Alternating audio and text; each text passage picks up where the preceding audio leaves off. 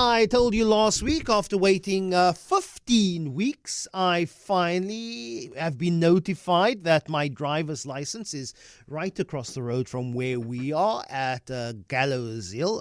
Ironically, I've been far too busy to walk across what is probably, 50 meters from where I'm currently seated at the moment to knock on the door there and say, hello, I'm collecting my license. But they've taken long enough. A few more days won't hurt. But there are still tens, if not hundreds of thousands of South Africans still waiting for driver's license cards to be printed. Remember, this country's only machine that prints licenses breaking down in January. Around about April, they got it back up and running, and they're trying to get through what is a massive backlog. But if you look at the Sunday Times and its front page yesterday, Gil Gifford reporting that there was a 7-person Transport Department delegation that traveled to France and the Netherlands to inspect card printing machines. The objective of the mission was to evaluate a machine for the new driver's license card systems, which, I think it's something like 600,000 South Africans are still waiting for cards. So the delegation went to France. The only problem is there wasn't a machine in France because the correct machine was only viewable in the Czech Republic and Greece. But while they were there, this delegation of the Department of Transport was instead wined and dined by the company ISA, who is currently pitching for a tender for that new card printing machine. The contract value is 1 billion rand for that machine. It's 412 million above the original budget. Where does South Africa currently stand with its only card printing machine? Well, Wayne Duvenage, CEO of OUTA, joins me now, has been on the forefront to talk about what are we doing with our license printing regimen. Good morning, Wayne. Really appreciate your time.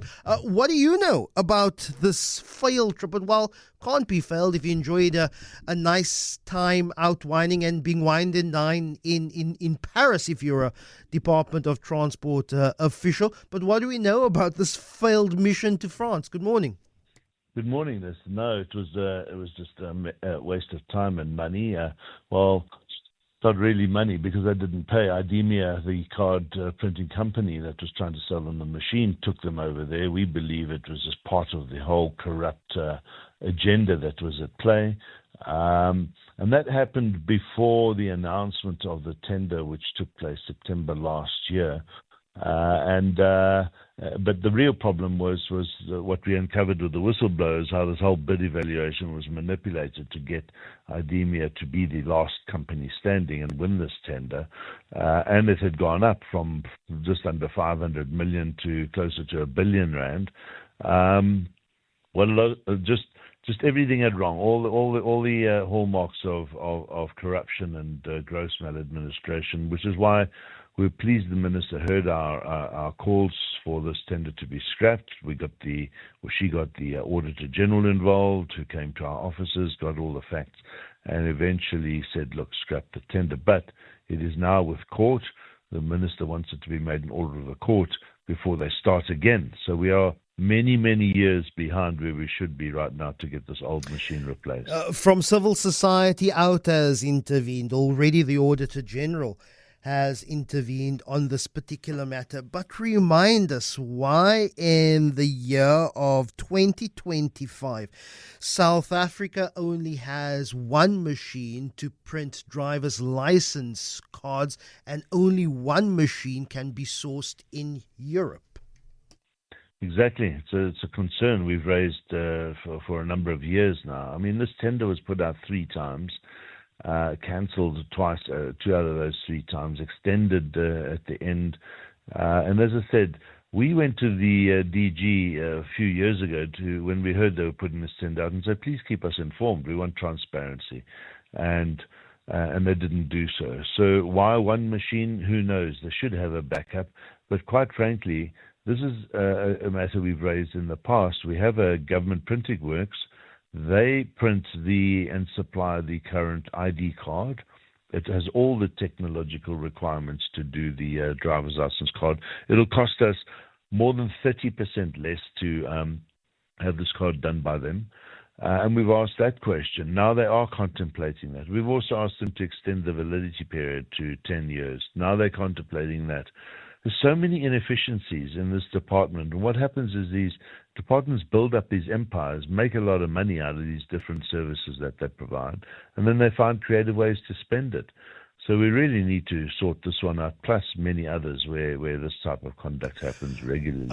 Of course, a driver's license card, which is at times a valid form of identification, needs to have the proper biosecurity mechanisms. But is our issue in South Africa with the sorry state of how we use our roads? I would argue it's not what is the administrative side of having a driver's license card, which if it expires, your license doesn't expire. Your license never expires. Your card does.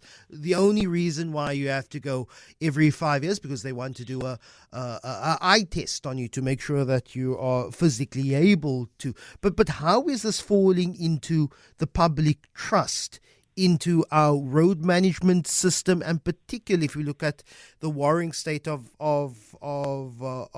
control on our roads when it comes to our death toll? Our problem isn't necessarily the cards; it's about the testing. Yeah, it's a lot of things. I mean, the vehicle testing centers, there's a lot of corruption there we've exposed. So I've said it for a long time, you can probably drive a totally unroadworthy car without a driver's license or a vehicle license and get away with it for most of your life in most cities in this country. So we have a problem of visible policing. We have a problem of road maintenance, traffic lights maintenance. And I think if you just put all of those together, the rest of the world's average is over 10 years renewal of your license just for eyesight purposes, if that's all it is. And they don't have any worse road. In fact, they have far less road fatalities. We have a road policing. We have a visible policing problem. We have a corruption problem. I mean, it's well known now. You have to pay R3,500 rand if you want to get your driver's license if you're a new driver on the roads. There's just too much corruption and maladministration, and the minister has to get on top of this, and she has to do so with civil society because they're never going to do it on their own. But until they do that, we're going to have a problem. Wayne Duvenage, CEO of OUTA, really appreciate your time.